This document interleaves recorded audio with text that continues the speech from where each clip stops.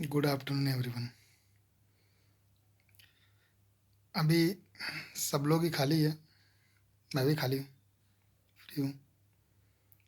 तो सोचा क्यों ना थोड़ा टाइम पास किया जाए, और टाइम पास ऐसे जिससे कुछ हमारी नॉलेज भी थोड़ी बढ़ जाए। तो उसके लिए मैंने सोचा क्यों ना आप लोगों को थोड़ा सा फाइनेंशियल देखना समझाया जाए, क्योंकि लैब के केसेस वगैरह आएंगे या फिर आगे इन फ्यूचर भी आप लोगों को ज़रूरत पड़ सकती है फाइनेंशियल्स देखने की, जो मोस्ट ऑफ लोगों को भी बहुत ज़्यादा आइडिया नहीं है। तो इसके लिए मैंने सोचा चलो थोड़ा फाइनेंशियल्स के बारे में डिस्कस करते हैं। तो जब भी आप लोगों को टाइम मिले ये देख लेना वीडियो ये वाला। अभी सबको एक साथ कनेक्ट करना तो मुश्किल ही था, क्योंकि अब सब लोग पता नहीं कौन क्या काम कर रहा है। तो बेहतर कि मैं एक बार डाल दूँ, वीडियो बना करके डाल दूँ, ताकि सब लोग अपने टाइम के अकॉर्डिंगली अपना देख लें। तो जैसे ही फाइनेंशियल्स की बात आती है, केस की बात आती है, तो केस करने के लिए हमारे पास हमेशा ही 2 ईयर्स के फाइनेंशियल आते हैं। ईयर 1, ईयर 2, 2 साल के हमेशा फाइनेंशियल आते हैं। और फाइनेंशियल में होता क्या है, एक तो प्रॉफिट एंड लॉस अकाउंट, दूसरा बैलेंस शीट।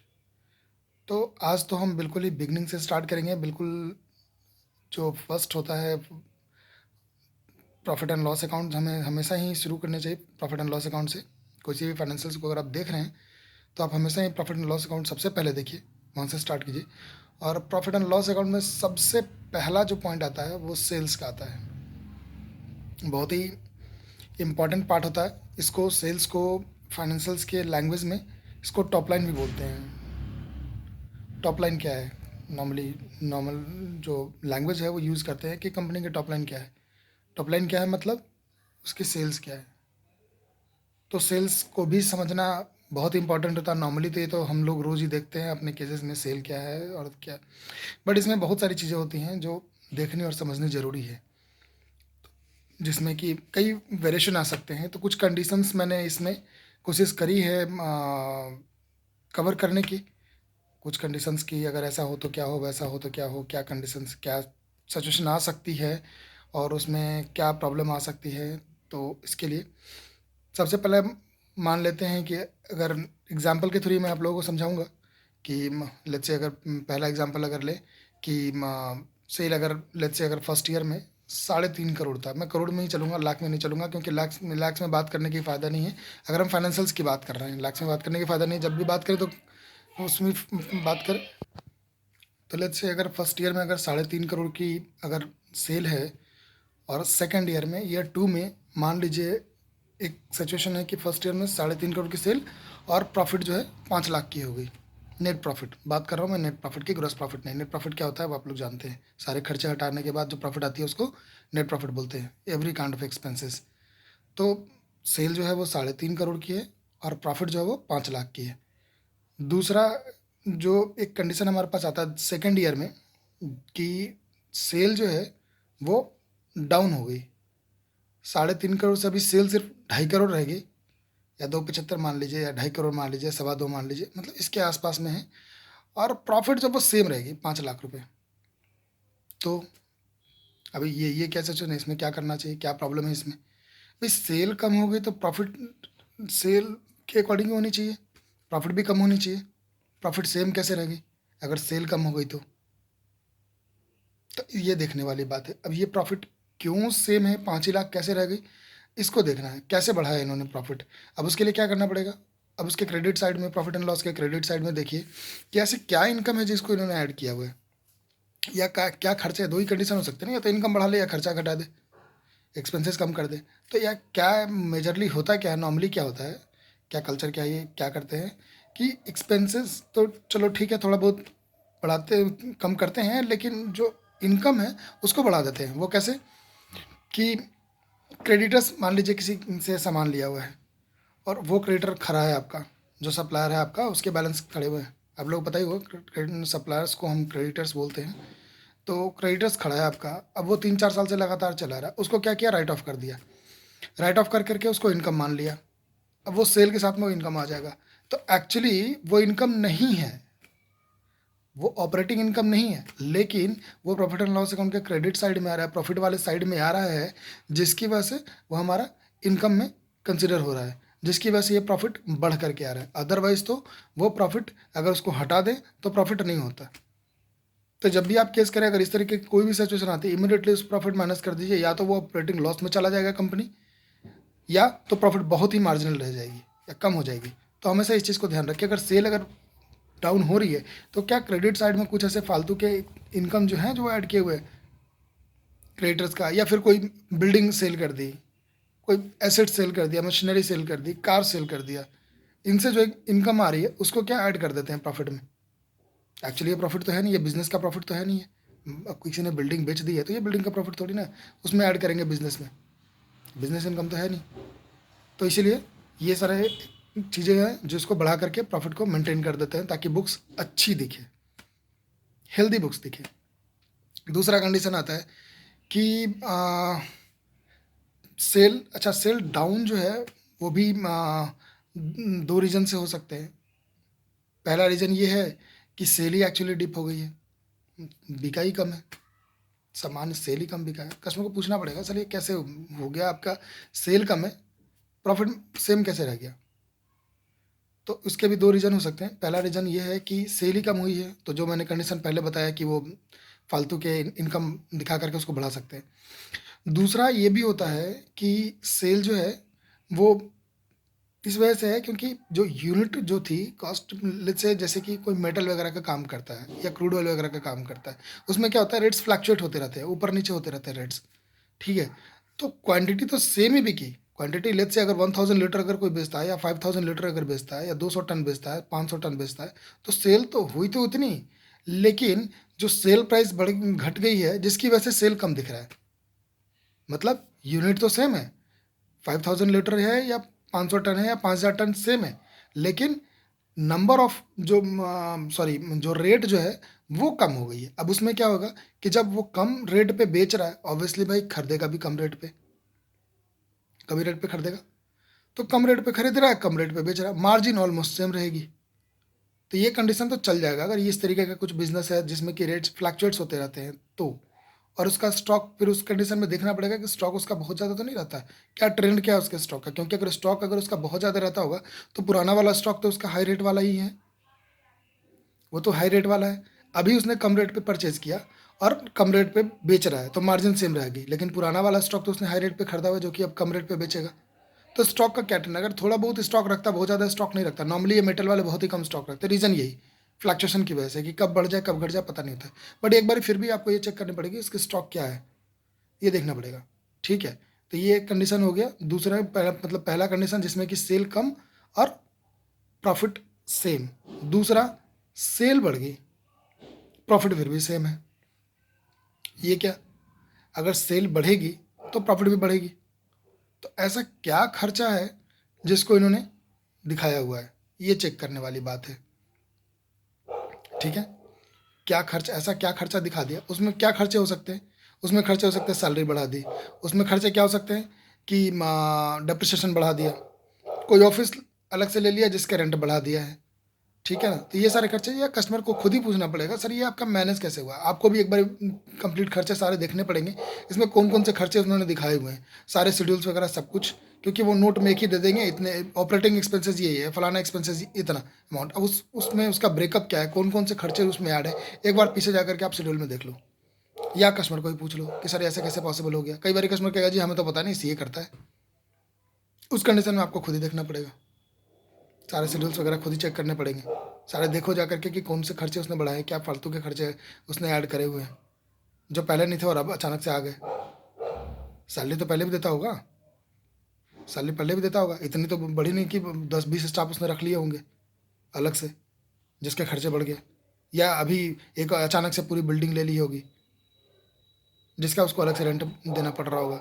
तो वो उससे समझना पड़ेगा, ये समझने वाली बात है, ये क्रेडिट है, ठीक है।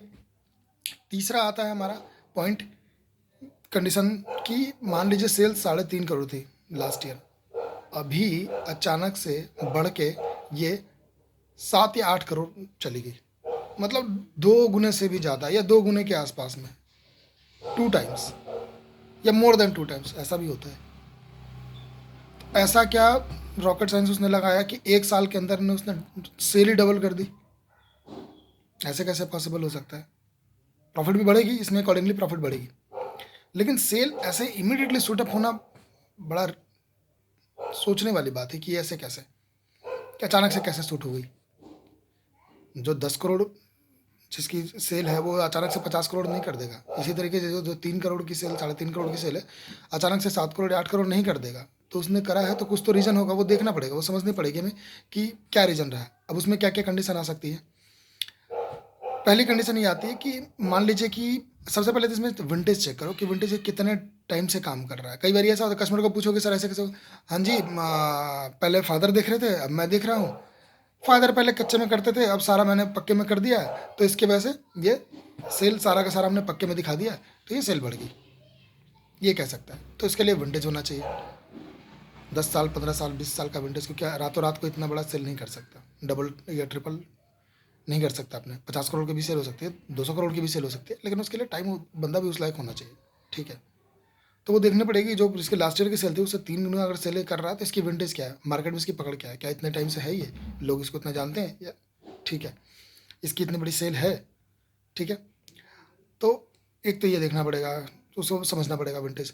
दूसरी बात क्या देखनी पड़ेगी इसमें, सेल इतनी बड़ी है तो ये देखना है कि अब ये कस्टमर दूसरा एक और लॉजिक दे सकता है कि सर हमने नया प्रोडक्ट स्टार्ट किया, पहले हम सिर्फ 3 ये आइटम बेच रहे थे, अब एक हमने एक और चौथा आइटम उठाया, बहुत ही रनिंग आइटम है ये, तो ये हमने एक ऐड कर लिया। चल सकता है, पॉसिबल है, उसमें देखना पड़ेगा, लेकिन वेरीफाई करना पड़ेगा कहाँ से सामान खरीद रहे हैं, कहाँ से सेल कर रहे हैं, डेटर्स क्रेडिटर्स उसके कौन कौन से हैं। अचानक से बोलते हैं सर हमने पहले पहले डोमेस्टिक ही था हमने एक्सपोर्ट स्टार्ट कर दिया है, या पहले एक्सपोर्ट था अब डोमेस्टिक स्टार्ट कर दिया है, उल्टा। अगर एक्सपोर्ट एक्सपोर्ट कभी भी पहले कर रहा था और अब या अब कर रहा है, पहले तो ऐसी कोड होना चाहिए। सर आप खुद एक्सपोर्ट करते हैं किसी के थ्रू करवाते हैं, ऐसी कोड होना चाहिए, बिना ऐसी कोड के कोई एक्सपोर्ट नहीं कर सकता, लाइसेंस होना चाहिए, एक्सपोर्ट लाइसेंस, ठीक है। तो वो है आपके पास, वो देख लो कौन कौन से कंट्री में कर रहे हैं, 2-4 डेटर पलट करके देख लो सर इसमें से कौन से डेटर हैं जो आपके एक्सपोर्ट वाले हैं, जो बाहर वाले हैं फॉरेन वाले, कौन कौन से इसमें डेटर हैं इसमें आप बता दो मेरे को, वेरीफाई हो जाएगा एक्सपोर्ट कर भी रहा है नहीं कर रहा है। पेमेंट उसमें जो बैंकिंग में जाकर के पेमेंट देख लो वो सारे उसमें आ रही होगी क्या बोलते हैं रेमिटांस आ रहे होंगे उसमें, नॉर्मल क्रेडिट आकर करके उसमें नरेशन में रेमिटांस लिख करके आ रहा होगा, तो पता चल जाएगा कि एक्सपोर्ट कर रहा नहीं कर रहा। लोकली कहता है नहीं जी अभी हमने लोकली बढ़ा दिया है सेल, पहले हम साउथ में नहीं कर रहे थे अब हमने साउथ पूरा 3-4 स्टेट हम साउथ के कवर कर रहे हैं, पॉसिबल है, कर सकता है। फिर अगेन वही डेटर वाला आपको देखना पड़ेगा कि क्या कौन कौन से पार्टीज है, सर कुछ कॉन्ट्रैक्ट है कुछ एग्रीमेंट हुआ है, बाहर माल दे रहे हैं, नए लोगों को माल दे रहे हैं, कितने का माल दे रहा है डेटर में कितने पड़े हुए हैं, बहुत ज़्यादा अमाउंट है, सर इतना ज़्यादा अमाउंट अभी नया ने स्टार्ट ही किया है इसके साथ, तो इतना ज़्यादा अमाउंट आपने इनको कैसे दे दिया, ये आपके साउथ के अगर हैं, अगर आप आपके अकॉर्डिंग नए का डेटर हैं आपके, तो इतना अमाउंट इनको कैसे दे दिया, वो देखना पड़ेगा। तो मतलब या तो एक्सपोर्ट शुरू कर दिया या प्रोडक्ट शुरू कर दिया, नई जोग्राफी शुरू कर दी इन द सेंस कि नया स्टेट स्टार्ट कर दिया, तो ये पॉसिबल है। चौथा कॉन्ट्रैक्टर, कॉन्ट्रैक्टर के केस में ये पॉसिबल है, मेजरली ये होता है कॉन्ट्रैक्टर के केस में। एग्जाम्पल से समझाता हूँ कि मान लीजिए कोई कॉन्ट्रैक्टर है, उसको लास्ट ईयर कोई कॉन्ट्रैक्ट मिला, लेट्स से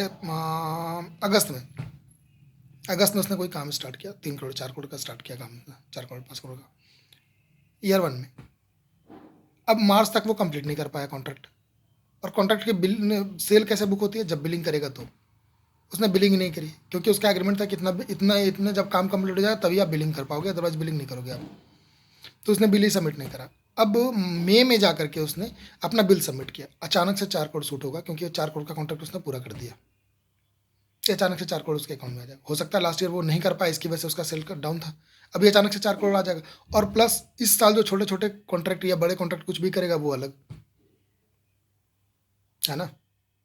तो ये कॉन्ट्रैक्टर के केस में नॉर्मली होता है ये कि 1 साल कम 1 साल ज़्यादा, 1 साल कम 1 साल ज़्यादा, तो पीछे के ट्रेंड आप 1 साल पीछे के फाइनेंशियल्स मंगवा लो सर, 1 साल पुराने भी फाइनेंशियल्स हमें दिखा दो, तो वो खुद ही बता देगा कि हमारा ये ट्रेंड है जी, 1 साल कम होता है हमारा, 1 साल ज़्यादा होता है, 1 साल कम होता है हमारा, 1 साल ज़्यादा होता है, क्योंकि हम 1 साल में कॉन्ट्रैक्ट पूरा नहीं कर पाते। बड़े कॉन्ट्रैक्ट जो होते हैं जो ईयर एंड पे मिलते हैं वो हम कंप्लीट नहीं कर पाते हैं, जिसको हम अगले साल में दिखाते हैं, तो ये आप पीछे के फाइनेंशियल अगर देख लोगे, पीछे की सेल अगर आप देख लोगे तो आपको क्लियर हो जाएगा।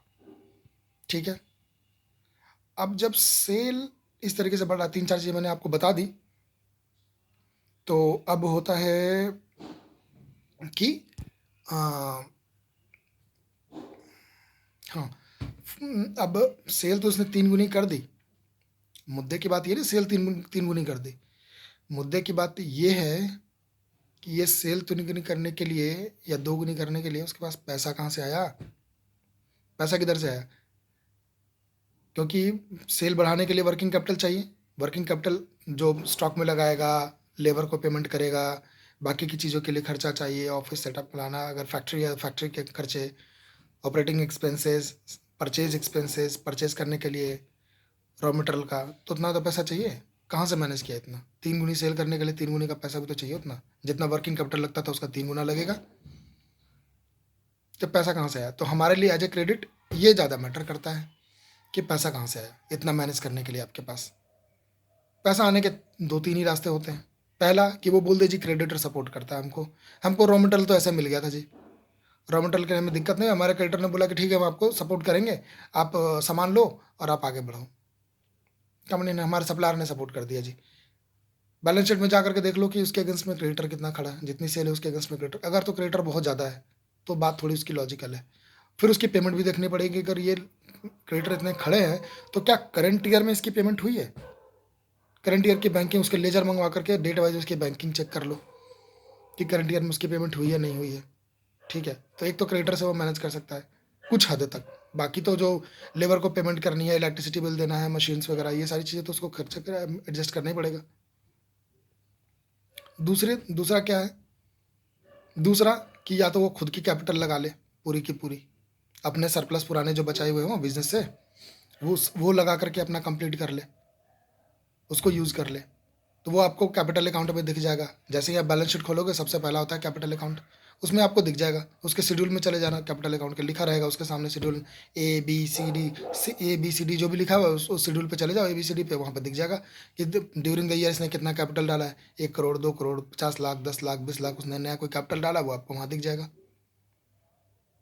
तीसरा तरीका है कि हमारे जैसे लोगों से ले ले, मतलब बैंक से, फाइनेंशियल इंस्टीट्यूशन से, NBFC से पैसा ले ले, तो उससे वो मैनेज कर सकता है। जिसके लिए नॉर्मली जो लोग, आप ग्लोबल ज्ञान आता है, वर्किंग कैपिटल के लिए चाहिए जी, हमारे पास आते हैं कस्टमर, यही बोलते हैं ना वर्किंग कैपिटल के लिए चाहिए, यही होता है वर्किंग कैपिटल, इसीलिए के लिए चाहिए होता है उनको सेल 2 गुनी 3 गुनी करने के लिए। सेल मेंटेन करने के लिए किसी को वर्किंग कैपिटल नहीं चाहिए होता है।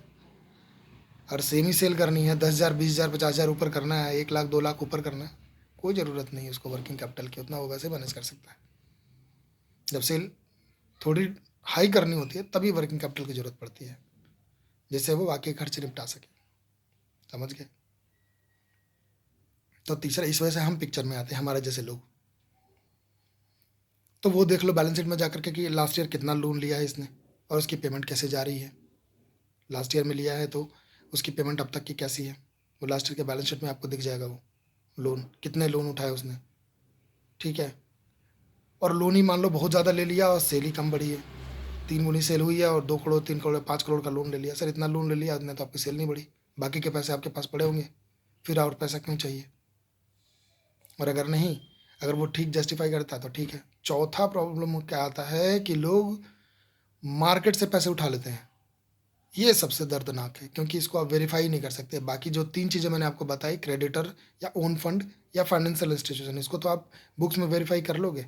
मार्केट से उसने कितना पैसा उठाया, किस रेट पे उठाया, वो आपको पता नहीं है, ये आपको दर्द दे सकता है।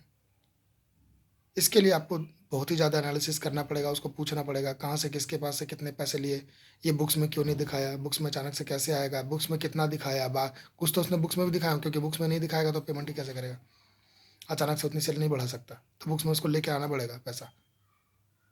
ठीक है, तो बुक्स में कितना लाया, उसके अलावा कितना है, जैसे वो मान बोल रहा है कि जी 70 लाख लिए, 1 करोड़ लिए, 1.25 करोड़ लिए, तो 1.25 करोड़ लिए, इसकी क्या गारंटी है? तो वो आपको मान के चलना पड़ेगा 1.25 करोड़ इसने लिया, 1.25 करोड़ का मतलब 1.5-2 करोड़ इसने लिए उठे।